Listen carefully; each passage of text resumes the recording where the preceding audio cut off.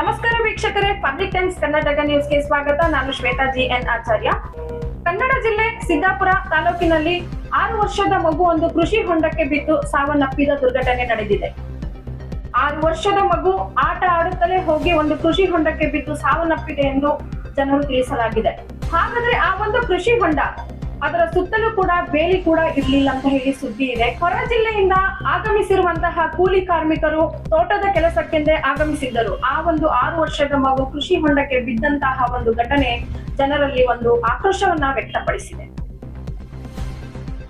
6 ವರ್ಷದ ಮಗುವು ಆ ಕೃಷಿ ಹೊಂಡಕ್ಕೆ ಬೀಳಲು ಹೇಗೆ ಸಾಧ್ಯವಾಯಿತು ಎಂದು ತಿಳಿದಾಗ ಆ ಒಂದು ಕೃಷಿ ಹೊಂಡದ ಸುತ್ತಲೂ ಒಂದು ಬೇಲಿ ಕೂಡ ಇರಲಿಲ್ಲ. ಸರ್ಕಾರದ ಸುತ್ತೋಲೆಯ ಪ್ರಕಾರ ಒಂದು ಕೃಷಿ ಹೊಂಡ 12 ಅಡಿ ಇದ್ದು, ಸರ್ಕಾರದ ಸುತ್ತೋಲೆಯ ಪ್ರಕಾರ ಕೃಷಿ ಹೊಂಡಕ್ಕೆ ಬೇಲಿ ಇರಬೇಕಾಗುತ್ತೆ. ಏನು ಸರ್ಕಾರದ ಸುತ್ತೋಲೆಯ ಪ್ರಕಾರ 12 ಅಡಿ ಆಳ ಇರಬೇಕು ಅಂತ ಹೇಳಿ ಸುತ್ತೋಲೆಯಲ್ಲಿದೆ. ಆದರೆ ಇದು 35ರಿಂದ 40 ಅಡಿ ಆಳ ಇದೆ ಎಂದು ಜನರು ತಿಳಿಸಿದ್ದಾರೆ. ಹಾಗಾದರೆ ಆ ಒಂದು ಕೃಷಿ ಹೊಂಡಕ್ಕೆ ಅನುಮತಿಯನ್ನು ನೀಡಿರುವಂತಹ ಅಧಿಕಾರಿ ಯಾರು? ಇವತ್ತು ಆ ಒಂದು ಮಗುವಿನ ಪ್ರಾಣ ಹೊರಟೋಗಿದೆ. ಹಾಗಾದ್ರೆ ಅದಕ್ಕೆ ಹೊಣೆ ಯಾರು? ಅಲ್ಲಿರುವಂತಹ ಜನರ ಪ್ರಶ್ನೆ.